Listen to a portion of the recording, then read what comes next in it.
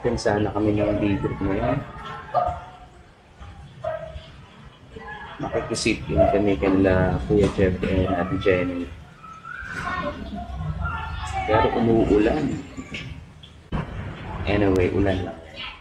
Let's go.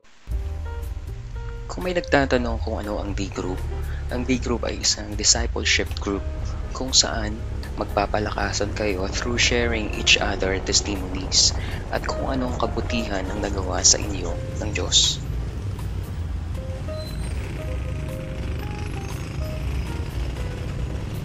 So yung aatinan natin ngayon ay isang couples D-group, meaning to say, sila ay nag-handle ng mga couples na mag-asawa.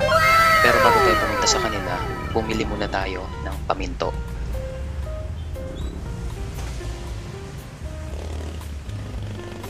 Every time bumibili ako ng paminto o pasalubong, naaalala ko ang mga kaibigan kong siklista, sila Brother Sunny and Kuya Randel. Paminto kasi ang tawag nila sa pasalubong nila para sa misis nila. Para of course, payagan ulit silang magbisikleta. Aray ko! Sa part na to, nag-ask pa nga si ate na picturean ako. Buko pie lang naman ang binili ko. Pero thank you kay ate ha. Masarap ang tinda nilang buko pie. Diyan yan sa Papay. Malapit yan sa SM Angono.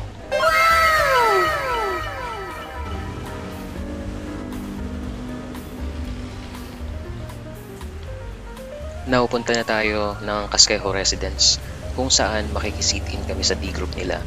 Sabi ko sa misis ko na pumunta na sila doon. Ito lang din kasing araw na makakapag-D-group kami ulit because of our hectic schedule. Bahala ka sa buhay mo. Ginusto mo yan eh.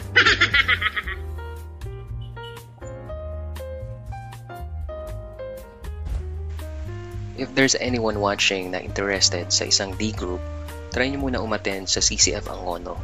Yan sa may SM Angono. Then approach nyo lang yung mga welcome team, sila yung mga nakaputi. They will absolutely help you to find a spiritual family na katulad ng mapapanood nyo ngayon.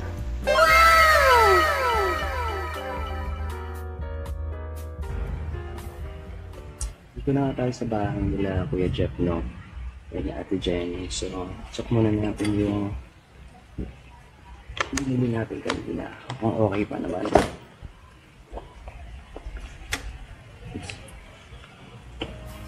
Kalimutan ko yung motor.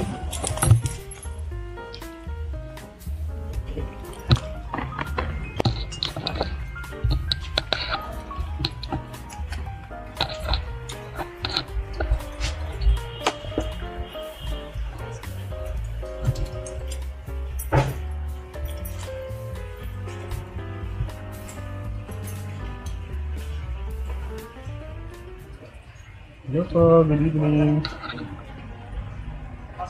Okay lang bang sinashot ko siya? Sorry, mas pala din ako. May pa-camera. Vlogger pala. Ano ka na yung kuya? Yung mga helmet.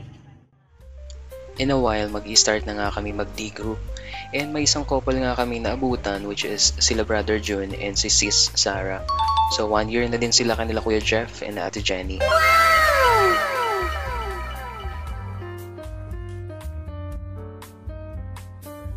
So nag-start na nga kami mag-D-group, no?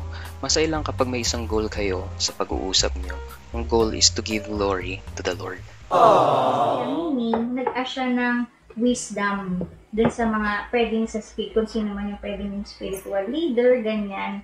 Or yung alam niyang makakatulong sa kanya. Init ng pagmamahal na. Kaya yung mga sakit-sakit sa katawan. Oh, correct. Diba? Pero na kaya morning person kayo, di ba? Wala kayong kinag-night shift na naman. Iba-iba din. Minsan morning. Kaya hindi kinakaya nung, siguro dahil maliit lang ako, hindi na kinakaya. Hindi, yung mga naman maliit. Hindi lang maliit. Aray ko! Hindi, baka kasi nasa na yung level ng sugar mas. Pareho na tayo nga sa boundary, diba? Pagka kumain, lumata. So, dapat Ano ka ba? Ano mo isipin yun? that's konti lang yung sugar intake. Siguro dahil na, parang doon ako ni-remind na yung mga ginawa sa inyo dati, yung mga bagan. Dinaanan mo na rin dati, pero sinold na solve din naman yung Lord. Actually, Moses nandun na. So nakita ko din doon, bilang Kristiyano pala, hindi naman to yung ano eh, yung kagaya na yung narinig sa apply. Pag nakatanggap ka na kay Lord, boom, rapture ka na. Hindi naman ganun. That's the reason kung bakit merong ganitong klase ng group. To encourage, to be motivated, to completely give up or surrender our marriage life to the Lord. Kailangan natin ng Diyos upang sumaya, upang sumigla, at mas lalong maging malakas sa buhay pag-aasawa. Yan ang nasa inyo sa isip. Kaya kapag feeling nyo pinapahirapan kayo ng buhay, try nyo umatin sa ganitong setup. Nakakagaan ng pakiramdam. Dahil na rin siguro nakaka-relate ang mga taong nasa paligid nyo at bukod doon, mas lalong nabibuild up ang pagtitiwala nyo sa Diyos, hindi lang bilang mag-asawa, kundi bilang tao.